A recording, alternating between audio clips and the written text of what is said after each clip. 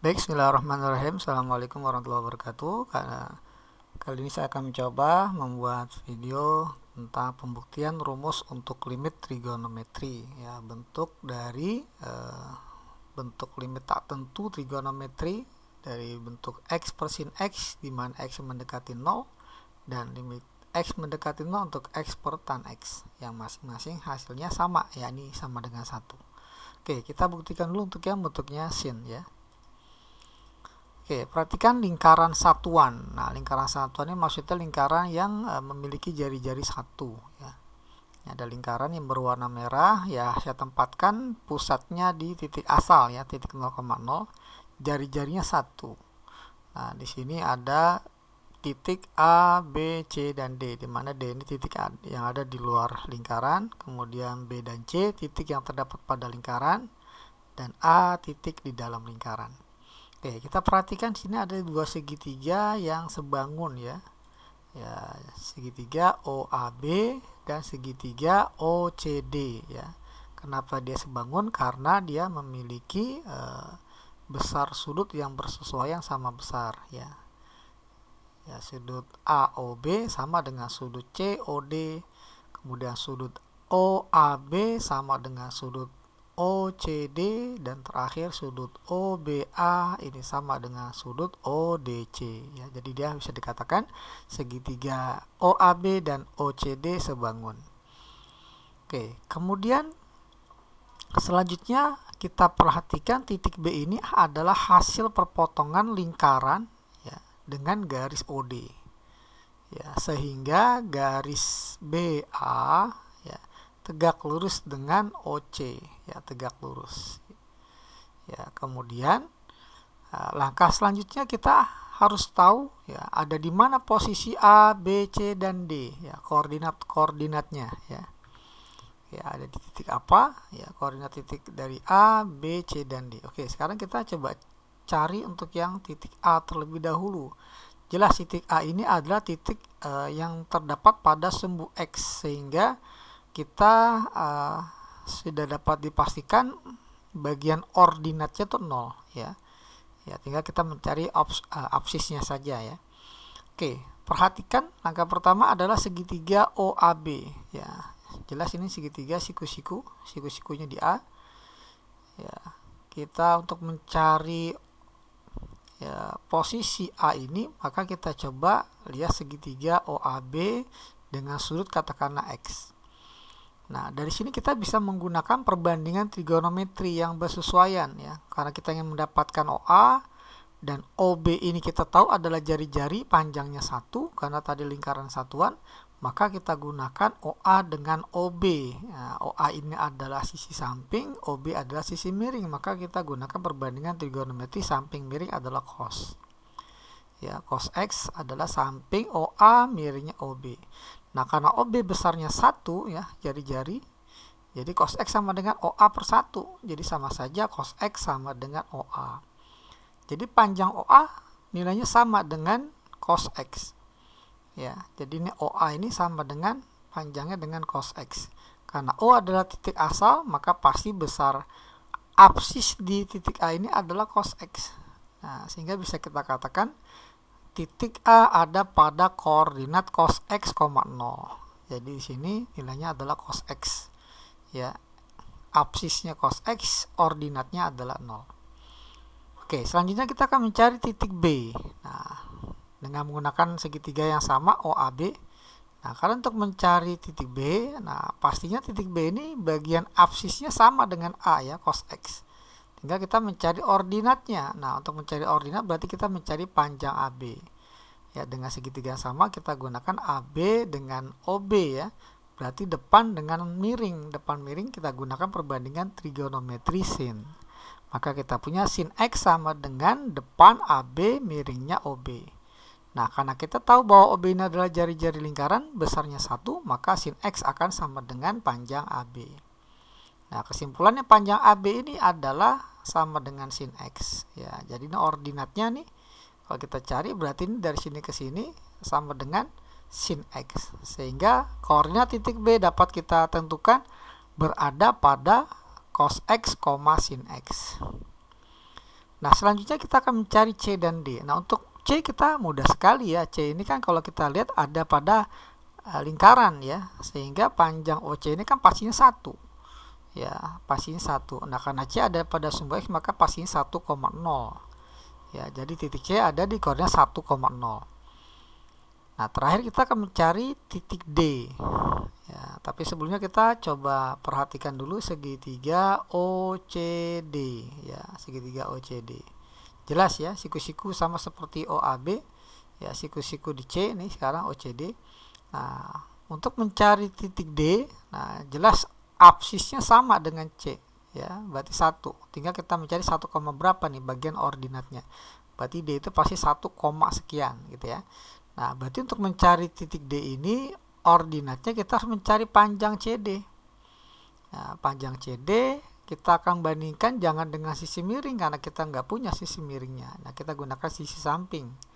Ya, karena kita tahu OC ini jari-jari lingkaran. Ya, jari-jari lingkaran kan kita tahu 1 ya. Berarti kita bandingkan OC dengan CD ya. CD depan, OC samping. Nah, depan samping kita gunakan perbandingan trigonometri tan. Jadi tan X sama dengan depan CD, sampingnya OC. Nah, karena OC adalah jari-jari, nilainya sama dengan 1, maka kita bisa sederhanakan tan X ini sama dengan CD. Berarti panjang CD ini sama dengan tan X. Ya. Berarti tinggi dari sini ke sini sama dengan tan X. Ya. Ya, sehingga titik D ini ada pada koordinat 1, tan X. Oke, lengkap sudah kita memiliki keempat koordinat titik A, B, C, dan D. Oke, langkah selanjutnya kita akan mendapatkan ya, atau membuktikan limit dari sin X per X ya, atau X per sin X. Oke, nah ini titik-titik yang sudah kita dapatkan ya, A sampai D. Oke, langkah pertama adalah kita lihat. Jelas sekali segitiga OAB, segitiga OAB, luasnya ini pasti lebih kecil dari luas juring OCB. Mengapa demikian? Karena segitiga OAB ada di dalam juring OCB, ya.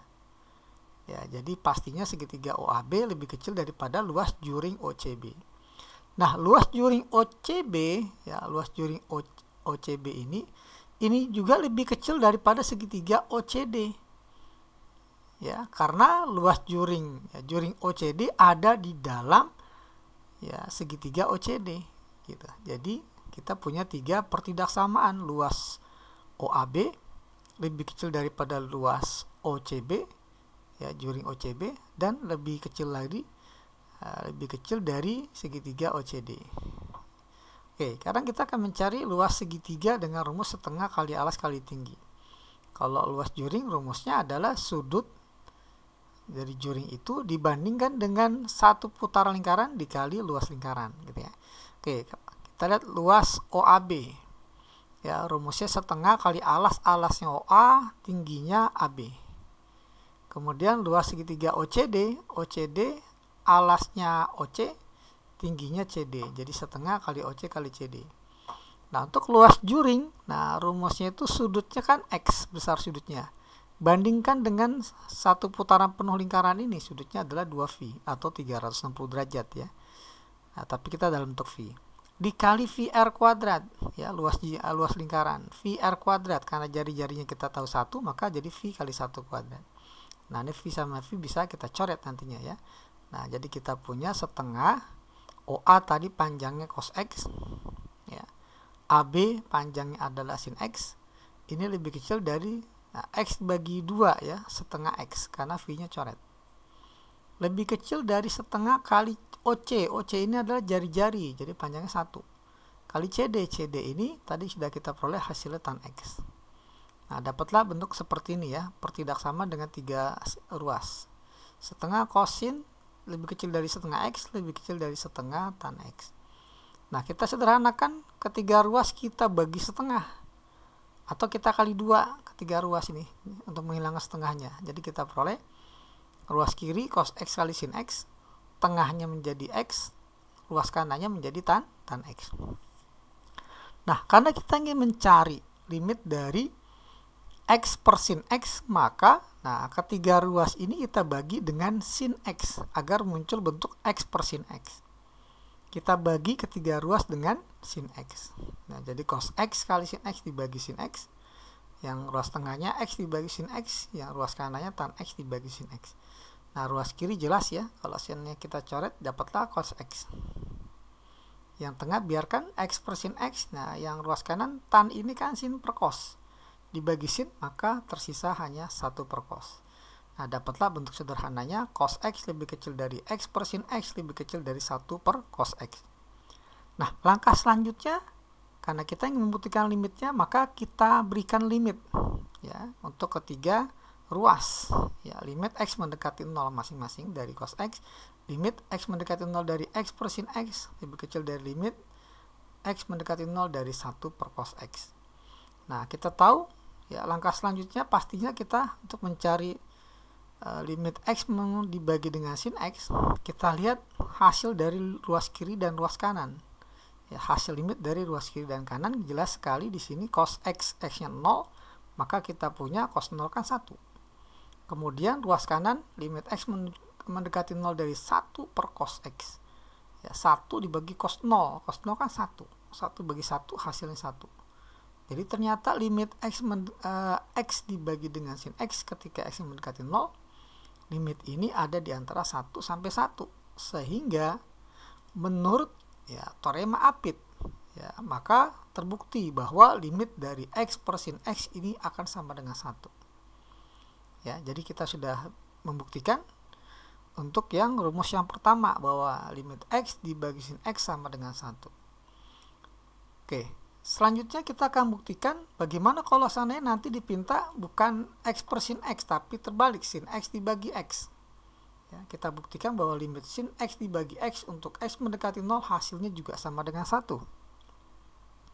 Oke, kita gunakan rumus yang sebelumnya yang tadi kita sudah peroleh. Limit X mendekati 0 dari X per sin X sama dengan 1. Nah, dari rumus ini 1 ini konstanta bisa kita tuliskan dalam bentuk limit. Ya, jadi 1 setara dengan limit X mendekati 0 dari 1.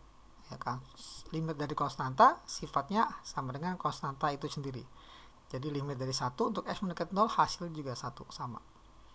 Nah, langkah selanjutnya kalau kita punya A ya katakanlah sama dengan 2, maka 1 per A bisa kita tulis sama dengan 1 per 2. Sama halnya dengan ini ya, jadi kita punya limit sama dengan limit, maka 1 per limit sama dengan 1 per limit. Nah, yang angka 1 ini kita buat sama seperti ruas kanan, 1 sama dengan limit 1. Ya. Kita buat limit 1, limit 1. Nah, limit dibagi limit bisa kita sederhanakan, ya, yang jelas dia masih terdefinisi. Ya. Jadi limit 1 dibagi limit X per sin X, kita jadikan limit dari 1 per X dibagi sin X. Sama dengan limit 1 per 1. Ya, 1 per X dibagi sin X bisa kita sederhanakan menjadi limit sin X per X. Limit dari 1 per 1 adalah limit 1. Limit 1 sama dengan 1. Jadi terbukti bahwa limit sin X per X sama dengan 1. Nah, itu pembahasan atau pembuktian untuk rumus bentuk tak tentu limit trigonometri untuk yang fungsinya sin. Ya. Nah, bagaimana kalau bentuknya tan? Ya, kita buktikan. Ya, kita gunakan pertidaksamaan yang sudah ada di 2 slide sebelumnya ya. Nah, kita pinjam dari pertidaksamaan ini. Cos X kali sin X lebih kecil dari X dikali tan X. Nah, kita akan memunculkan bentuk X dibagi tan X ya, ini yang akan kita buktikan. Jadi agar muncul bentuk X dibagi tan X, maka ketiga ruas ini kita bagi dengan tan X. Kita bagi dengan tan X, maka bentuknya menjadi cos X sin X dibagi tan X, X dibagi tan X, dan tan X dibagi tan X. Oke, jadi ruas kiri ini nanti akan menjadi ya cos dikali sin dibagi sin per cos. Ya, sinnya coret. Jadi dah cos dibagi seper cos. Hasilnya adalah cos kuadrat. Kemudian ruas kanan tan dibagi tan hasilnya 1. Ya, jadi X per tan X ini ada di antara nilai cos kuadrat X dan 1. Nah, selanjutnya kita akan berikan limitnya ya untuk ketiga ruas. Kita cari limitnya, ruas kiri limit x mendekati 0 dari cos kuadrat x, ruas kanan ya limit untuk x mendekati 0 dari 1. Ya. Ruas kiri kita hitung hasil limitnya adalah ketika x-nya 0 dapatlah cos kuadrat 0. Kalau ruas kanan jelas karena konstanta, limit dari 1 ya jelas sama dengan 1. Ya, jadi kita peroleh cos 0 itu kan 1, dikuadratkan tetap 1. Ya, maka kita peroleh bahwa limit x per tan x untuk x mendekati 0 hasilnya ada di antara 1 dan 1. Sehingga menurut teorema Apit ya terbukti bahwa limit x per tan x ini juga hasilnya sama dengan 1. Oke, nah dengan cara yang sama seperti fungsi sin, maka akan berlaku juga limit x mendekati 0 dari bentuk tan x dibagi x. Ya, nanti sengaja saya biarkan untuk sebagai bahan latihan ya, untuk dibuktikan bahwa limit x mendekati 0 dari tan x per x hasilnya sama dengan 1. Nah, teorema limit trigonometri di atas dapat dikembangkan menjadi beberapa rumus-rumus limit trigonometri sebagai berikut ya, yang ini sangat bermanfaat untuk kita gunakan ketika mengerjakan soal-soal limit trigonometri bentuk tak tentu.